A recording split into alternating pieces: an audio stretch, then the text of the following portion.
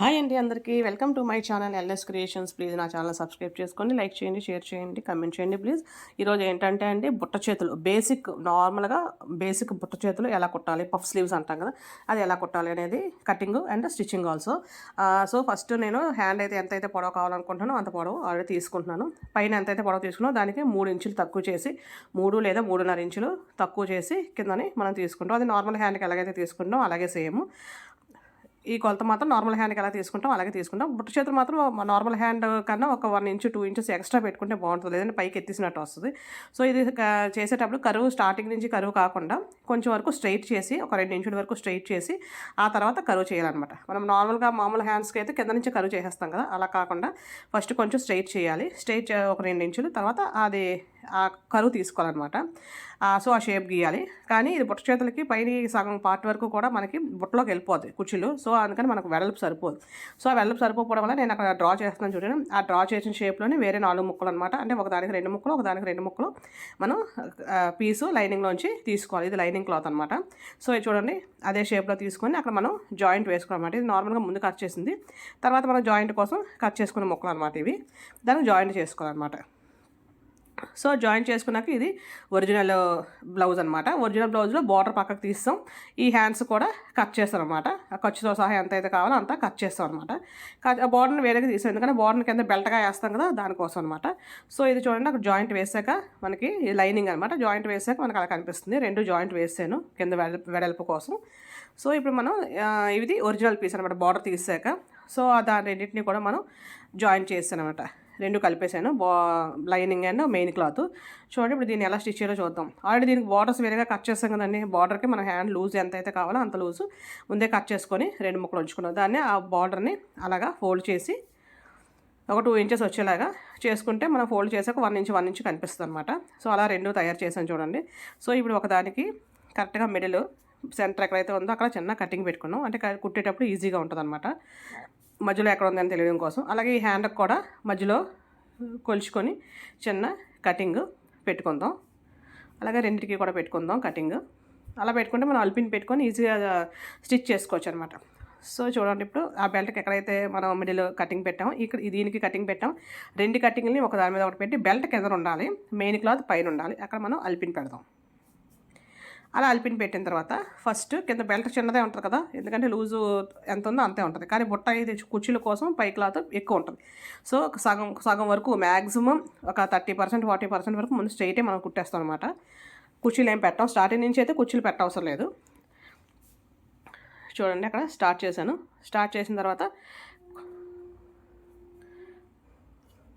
అంటే ఒక 10 ఉందనుకోండి, ఒక 3.5 వరకు కూడా స్ట్రైటే పెట్టాలి. స్ట్రైట్ పెట్టిన తర్వాత ఇంకా కుర్చీలు పెట్టాలి. ఇక్కడ నుంచి కుర్చీలు పెట్టుకుంటూ వెళ్ళాలన్నమాట. అంటే మధ్యలో కుర్చీలు వస్తాయి, అటువైపు స్ట్రైట్ వస్తాయి, ఇటువైపు స్ట్రైటే వస్తుంది అనమాట. సో మనకి ఆ మధ్యలో కరెక్ట్గా మిడిల్ ఎక్కడికి వచ్చింది, సెంటర్ ఎక్కడికి వచ్చింది అని తెలియడం కోసం మనం ముందే అల్పిన్ పెట్టుకుంటే ఇటువైపుది అటువైపుది మనం కుర్చీలు ఎన్నైతే అన్ని పెట్టుకోవచ్చు అనమాట. అంటే 4 వచ్చాయంటే ఇటువైపు అటువైపు 4 వస్తాయి అనమాట అలాగా. సో ఆ కుర్చీలు ఎన్ని అయిపోయిన తర్వాత మళ్ళీ నెక్స్ట్ మిగిలిన పార్ట్ మళ్ళీ ప్లెయినే పెడతాం, ఇంకా కుర్చీలు పెట్టాం అనమాట. ఓన్లీ మధ్యలోకి మాత్రమే కుర్చీలు వస్తాయి అనమాట. అంటే ఇప్పుడు మొత్తం దాన్ని 3 పార్ట్స్ చేస్తే ఒక పార్ట్ ఇటు ఒక పార్ట్ అటు వదిలేసి మధ్యలో ఒక పార్ట్కి మాత్రమే కుర్చీలు వేస్తాం. చూసారా, స్ట్రైట్ ఇది, మళ్ళీ కుర్చీలు, మళ్ళీ స్ట్రైట్ అనమాట.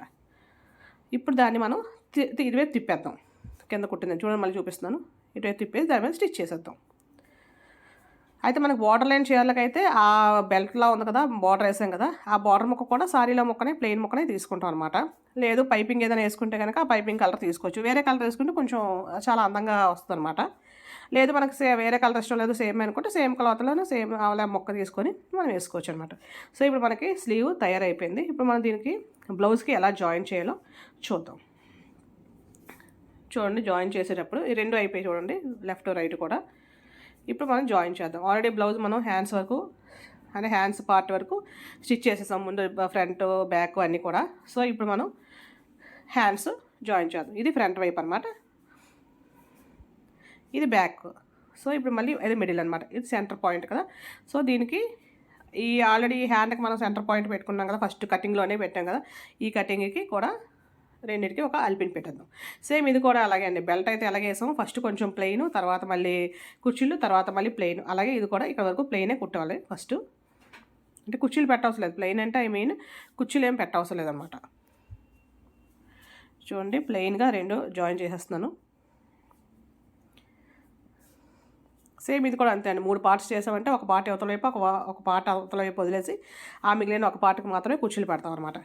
లేదు మాకు చుట్టూ కూడా కావాలనుకుంటే ఇంకా బాగా వెడల్పు ఇంకా ఎక్కువ పెంచుకొని చుట్టూ కూడా వేసుకోవచ్చు. కానీ ఇలా వేసుకుంటే అందంగా ఉంటుంది అనమాట. మధ్యలో కుర్చీలు వస్తే అటు ఇటు ప్లెయిన్ వస్తుంది అనమాట. ఇది బేసిక్గా మనం మామూలుగా అంటే నార్మల్గా ఎప్పుడు ఎన్నో సంవత్సరాల నుంచి బుట్ట చేతులు అంటే కుట్టుకునేది ఇదే. ఇప్పుడు మనకి దీనిలో చాలా రకాల మనం స్టిచ్ చేస్తున్నాం. బేసిక్ అయితే ఇదే మోడల్ అనమాట. చూడండి కుర్చీలు పెడుతున్నాను అక్కడ. తర్వాత ఇప్పుడు మళ్ళీ స్ట్రైట్ మిగతాది స్ట్రైట్ చేసేదే. చూసారా ఇది ఇటువైపు అలా కుట్టు వేస్తేనే ఇక్కడ మళ్ళీ కుర్చీలు వచ్చి మళ్ళీ ప్లెయిన్ వచ్చిందనమాట. సో చూసారా ఇప్పుడు తిప్పితే మనకి ఈ షేప్ వచ్చిందనమాట. సో మనం సైడ్ కూడా జాయింట్ వేసేస్తే మనకి పర్ఫెక్ట్ షేప్ వస్తుంది. ఇది కూడా వేసాం రెండో వైపు కూడా స్టిచ్ చేశాక చూడండి సైడ్ కూడా జాయింట్ వేసాక మనకు చక్కగా బుజ్జి బొట్ట చేతులు వచ్చాయి. బొట్ట చేతులు అయితే చాలా అందంగా ఉంటాయి. ఎవరికైనా సరే అందంగా ఉంటాయి. ఇంకా చిన్నపిల్లల లంగా జాకెట్లకి అయితే ఇంకా అందంగా ఉంటాయి. థ్యాంక్ యూ అండి. Thank you so much.